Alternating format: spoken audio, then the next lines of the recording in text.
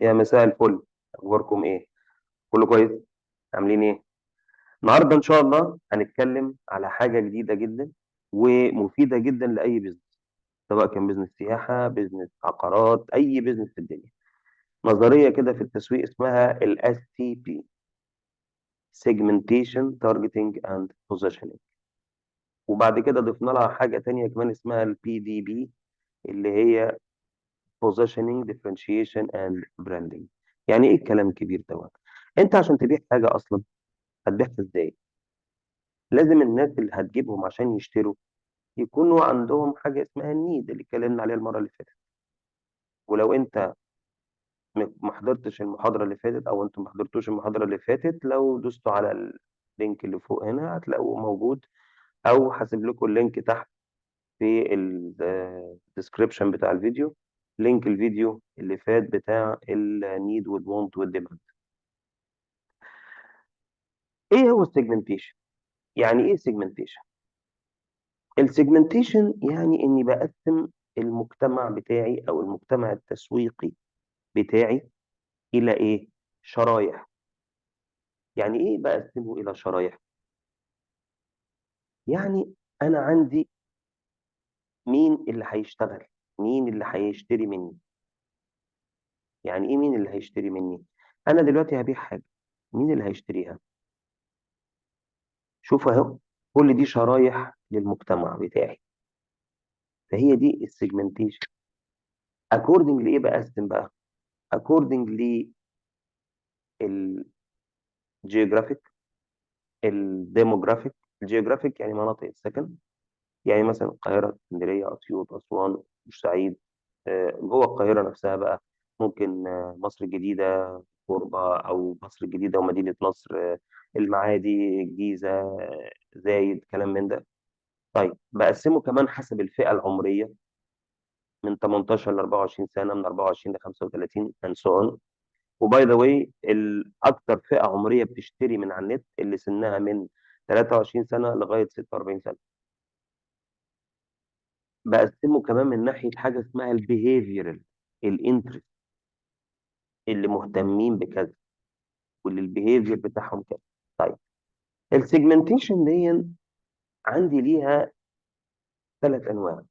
عندي حاجه اسمها undifferentiated، يعني البرودكت بتاعي مش محتاج ان انا اسال المجتمع. انا كل الناس بتشرب كوكا، كل الناس بتشرب كوكا كولا، كل الناس بتشرب ميه نسل، كل الناس بتاكل بيتزا، كل الناس بتاكل من كنتاكي وماكدونالدز، الكلام ده. فدول اسمهم undifferentiated products. وده مين اللي بيكون على الحاجات اللي بتبقى في اول ستيب من هرم مصر، اللي هي الاكل والشرب. او differentiated، اللي هو انا هاخد شريحه من المجتمع، هاخد اللي موجودين في مصر الجديده، هاخد الرجاله، هاخد الستات، هاخد شريحه معينه. او حاجه اسمها نيتش ماركت. نيتش ماركت ده اللي هو المايكرو ماركتنج، اللي هو انا هاخد شريحه صغيره من، وغالبا هي دي اللي بتكون اللي هي مثلا الناس الاغنياء، الكلاس ايه. فالكلاس ايه بتاعي هيكون مثلا اللي ساكنين في التجمع وفي زايد وفي الرحاب وفي مدينتي وفي زايد، وسنهم من 25 لغايه 45 سنه او 40 سنه، وكمان يكونوا اصحاب شركات او خريجين جامعات اجنبيه او بيسافروا بره مصر كتير and so on. فانا كده عملت نيتش ماركت. فانا كده دي فكره السيجمنتيشن. السيجمنتيشن ان انا بعمل ديفرنشيشن او ان ديفرنشيشن او مايكرو ماركتنج او نيتش ماركتنج. دي سيجمنتيشن انا بقسم بيها المجتمع بتاعي. طيب ايه هو التارجتنج؟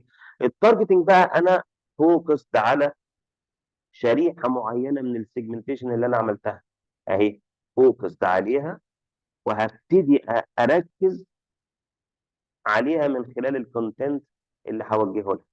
انا هكونتنت عليها، انا هتكلم، هكريت النيد عند الشريحه دي. هبتدي اخد حاجه اسمها الكومبetitive ادفانتج، اللي هي الميزه التنافسيه بتاعتي، اللي هقدر من خلالها اخش في الشريحه دي واخد منهم ناس تشتري البرودكت بتاعي ايا كان البرودكت. يعني لو خدناها مثلا على السياحه، فانا دلوقتي هتارجت مثلا اللي عندهم اللي سنهم مثلا من 22 او من 21 لغايه 45، واللي مهتمين بالاقصر وباسوان وبشرم الشيخ وبالغردقه والكلام دوت. ابتدي اتارجت بقى فيهم الفوكس على ايه؟ على مثلا النايل كروزز عشان نص السنه. فالنايل كروزز دي انا هبتدي اشتغل عليها. اقول له ان انت هتركب مثلا معانا سلطان حسن، او هتركب معانا سمير رميس، او هتاخد معانا ديت، وهتاخد السايت سينج بتاعك هيبقى كذا. السايت سينج ده هيبقى رحلات 1 2 3 4، وهنبتدي نشتغل عليها، والريفيوز بتاعتنا كذا، واحنا شركه محترمه، واحنا ونبتدي نفوكس على البرودكت. طيب، ايه هو بقى البوزيشننج؟ البوزيشننج ده هو وضع البراند بتاعي في المايند سيت، السبكونشس او العقل اللاواعي اللي عند الاودينس، بحيث ان انا لو قلت اسم البراند بتاعي يجي على طول الكومبetitive ادفانتج بتاعتي. زي مثلا لما بتقول ماكدونالدز، انت هيجي في دماغك اسرع دليفري في مصر، هو دي الكومبetitive ادفانتج اللي عملها. لو قلت رولكس هيجي في دماغك لاكجيريال ووتش، يعني اللي هي ساعه غاليه جدا، او يعني هو ده البوزيشننج. وضعك ايه في الاودينس ده بتاخد وقت طويل لغايه ما انت تدخل على الاودينسز بتوعك وتحط الميزه التنافسيه بتاعتك. ادي السيجمنتيشن وادي البوزيشننج. طيب، عملنا البوزيشننج بتاعنا، بنخش على حاجه اسمها الديفرنشيشن. الديفرنشيشن هي الكومبetitive ادفانتج. ايه الميزه؟ الميزه اللي عندك انت ليه؟ يعني انا هشتري منك انت ليه؟ ايا كانت الحاجه ولو بسيطه جدا، لازم يبقى انت يعني. بص، فيليب كوتلر قال لكم ايه؟ فيليب كوتلر ده ابو التسويق في العالم. قال لو انت ما عندكش ميزه تنافسيه تخش بيها السوق، ما تخش. لازم يبقى عندك ميزه تنافسيه ولو حتى حاجه بسيطه قوي. برد على التليفون بسرعه، بقول للناس كل التفاصيل. اي ميزه تنافسيه، شوف اهو، لا جبت سيره سعر ولا كواليتي ولا اي حاجه، بس لازم يبقى في ميزه تنافسيه عندك تقدر تخش بيها السوق. طيب، في النهايه بتوصل لحاجه اسمها البراندنج. ايه البراندنج دون؟ البراند هو الاسم بتاعك، اسمك التجاري اللي انت من خلاله بتخش بيه دماغ اي عميل. والبراند ده لازم يرتبط بحاجه اسمها التاج لاين. التاج لاين ده اللي هو زي السلوجن اللي بيتكرر على كل شغل، واللي فيه الكومبetitive ادفانتج بتاعتك، الميزه التنافسيه بتاعتك، او اليونيك سيلينج بوينت، او اليو اس بي.